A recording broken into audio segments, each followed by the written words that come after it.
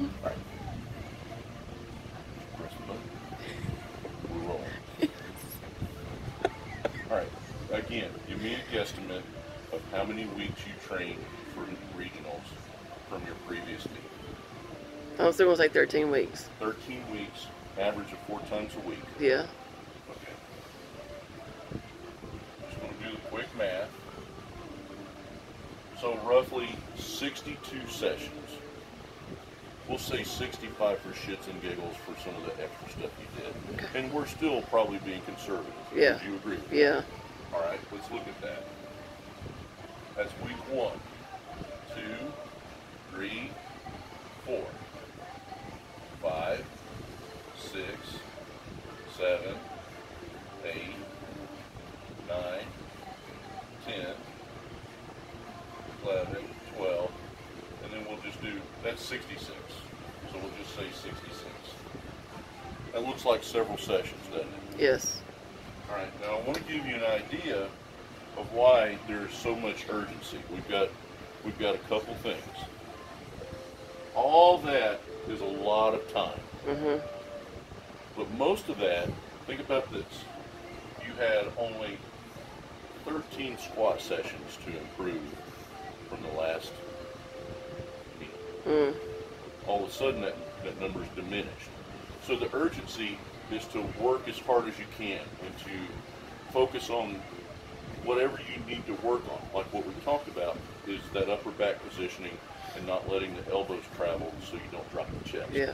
We've really got to work on upper body tightness when we squat. That really needs to be the focal point before the next meet, because we can make a list of things we need to work on. We can do that for everybody. Yeah. Everybody. That's too many things. Yeah. And it becomes confusing and overwhelming. So we're going to focus on one thing and get better. Now, here's the thing where I get frustrated. Let's say this one, we'll say 3 squat sessions weren't great. Mm-hmm. And then I think you would agree, like right here and right here, because deadlift wasn't magical, you started doubting yourself. Even to the point that when we tested the last time, you let that creep into your head and it affected your performance. Would you not agree with that? Mm-hmm. Okay. So, when we look at the body of work, though, which is all this stuff, I think all that clean is on. But anyway, you see what I'm saying? That percentage of sessions, you still showed up, right? Yeah. And you did work, right? Yeah. So you have to take what the session gives you. The only bad session is the one you don't do. You see what I'm saying? Mm-hmm. When we do nothing, we guarantee the result. And that's that. Yeah. If we're going down, but we're swinging, we still got a shot. Yeah. So my point is, out of all those sessions, you let those few dictate. Yeah. So what that tells me is that your mindset, the forefront of your mindset, is negative. Because if you got late all those days, and then those 5 days you didn't, I kind of like that ratio. Do you? Yeah. But it's the same principle. Yeah. I got $1,000 every one of those days. That day I didn't get shit. Sign me the fuck up. You see what I'm saying? Yeah. So in finances, if you're making 7% on your money, you're doing good. 7%. This is a 90% success ratio. So do you know what your mindset should be every time you come in the door? It's a real simple word.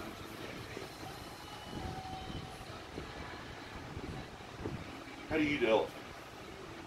Well, That's a big, the big bull one weighs 3 tons. one bite at a time. One bite at a fucking time.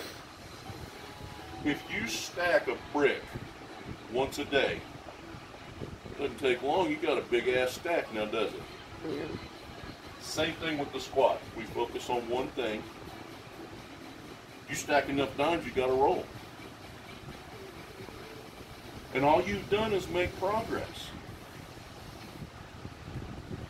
So our lesson for this cycle, you can't self-sabotage. Yeah. When coach and your teammates go, hey, you shouldn't do that because it will have a detrimental effect on your meet. Don't do it. Would you like an example? Let's have an example, Ashley. Please don't get a massage the week of the meet. Please tell everybody, share with everybody if you will. When I walked into the venue on Saturday, the day before, let's call it 24 hours before you were to compete, where did I find you? On the massage table.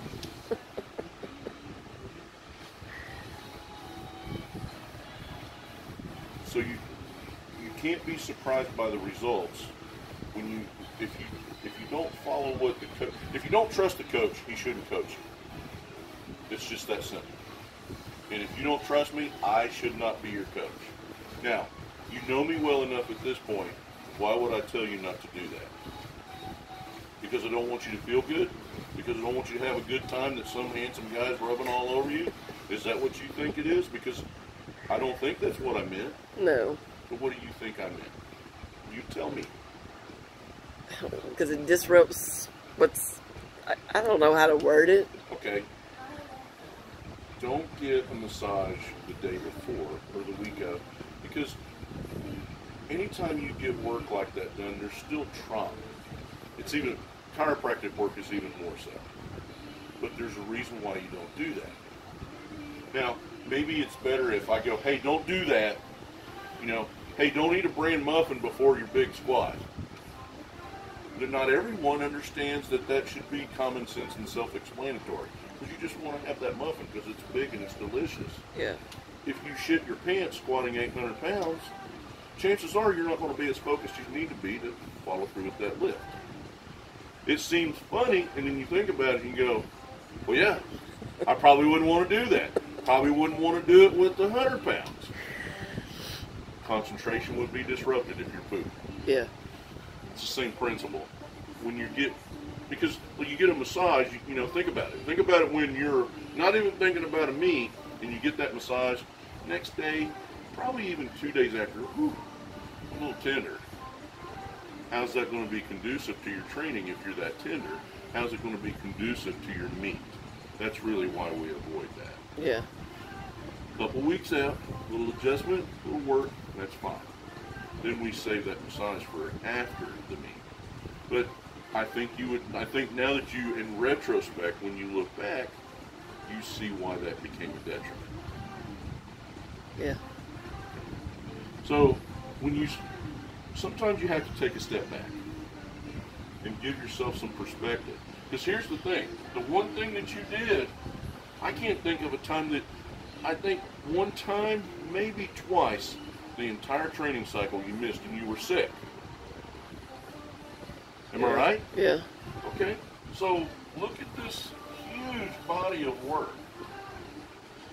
And again, a few sessions on the shoulder, I don't care.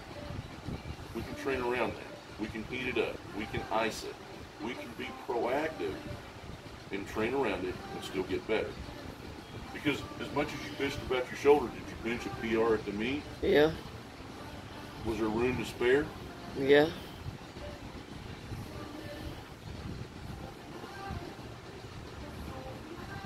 You must listen and hear when you're being coached. Because it seems like, because you have a tendency to talk to other people, that's fine. I've got no problem with that. Especially your teammates. Let me ask you a question. It may not have been identical, but did it seem like there was an echo to some of what we're talking about today? Yeah.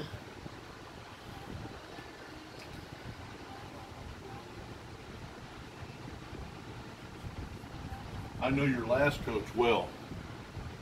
I know one of the catchphrases he uses. What is that? Trust the process. Trust, yes. You train in a community of people that are champions. I'm not talking about people that are participating. They're champions. You got kids that come in here that have won state and national wrestling titles. Jen, and all she does is win.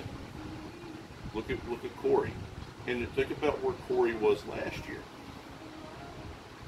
The thing that you learn from those people is you can't quit and you can't give up. And when you're being told repetitively, "Hey, Ashley, the squats are high. You got to get down." You plant baby corn, you grow baby corn. You see what I'm saying? Yeah. So there's a time to sow and there's a time to reap. And if you sow little baby daisies, you can't get mad when it doesn't look like Jack and the Beanstalk. You're going to get what you give. So if you're showing up for all this and you're having all these great sessions and a couple of them stink, you ever seen me struggle? No. Yes, you have. I get tired. I'm old. I'm a little beat up. Sometimes I'm a little poopy and cranky, and it just doesn't go well. And then when you come in the next day, who's here? You. Now I realize I own it and I live here. But the thing is you never worry about it. There's one reason why you wouldn't see me at this gym. Why? Well, two. Gone. I'm gone or I'm dead. Okay? So the thing is, my point is consistency counts.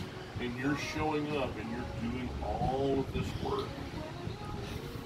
And you tell me that you trust me, your teammates, what we're doing. Because the results in training have been there. You've PR'd the squat since you've been here. Make sure you're listening and make sure what you're listening to that you hear. This is the big one. I understand frustration. I understand fear. And those are not bad things. When it becomes a detriment, when you allow it to create a negative frame of mind, that's when it's wrong.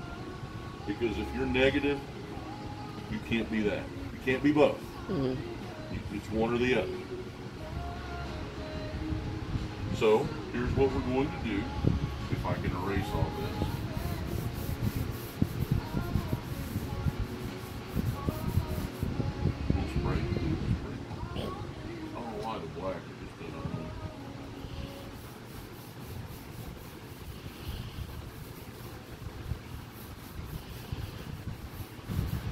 I got one word for you, Ashley, and everybody, that if someone happens to be watching this is all over my house, it's all over this gym, it's tattooed on my body.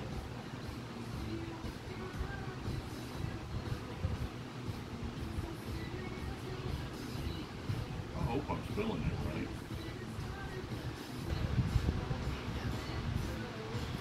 What was one of the things I said to you Sunday before I left?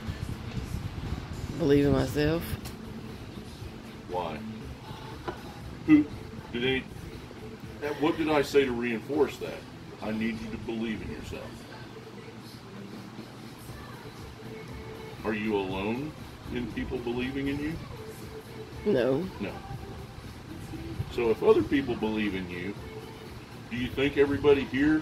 I mean, I know that I'm this genteel, soft guy. Would I blow smoke up your ass? No. No. And what did I say? What did I say to you about you? That you believe in me.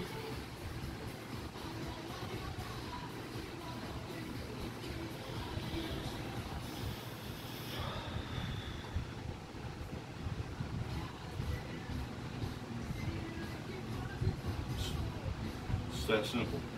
When you walk in the door, be prepared. Live it, act it, believe it. You can be what you want to be. Do you want to participate in powerlifting, or do you want to become a competitor? You understand that's a choice. Talent will not get you there. Everybody wants to win. Everybody wants to be successful, but not everybody wants to prepare to win. And you have to love to prepare. The meets are second. I love to compete and I love to win. Clearly, you've seen that. But what I love, for me, is I love the pursuit of strength. Whatever the numbers are, whatever the title is, whatever the endeavor is. That's why I do multiple things now. I love the fact that I went to that Strongman Nationals and knew I wasn't 100% prepared, but I'm a competitor. And I found a way to win. That doesn't make me special. It just means I put in the time and all these other things that I've done, and that experience paid off. You have enough experience now that you can draw from that, whether it's positive or negative, because I promise you, here's what you won't ever do again. You won't ever squat high again. Bombing sucks. Driving all the way from Murfreesboro 4 times a week, at a minimum, coming to my house for me to grill your food and spend the night, all that time and effort, time's not wasted because you have an experience that will forever forward change you, but you have to choose that change. Does that make sense? Yeah. So choose to be better. And why is that? Because you can be. If you can be better, why wouldn't you choose it? Not everybody does. Don't be like everybody. I love the fact that with strength, not everybody can do this. Premise is really simple. It's just really fucking hard to do. And that's why we don't socially go, like I said, like we're not over at Jennifer's drinking a beer, you know, on her carport around the little table going, hey, let's do some powerlifting this weekend. Strength is a very selfish, jealous mistress. You don't pay attention a couple times, it comes back to bite you in the ass. So you have to put that time in, and you reap what you sow. So you got to believe in yourself. And always, let me write that word.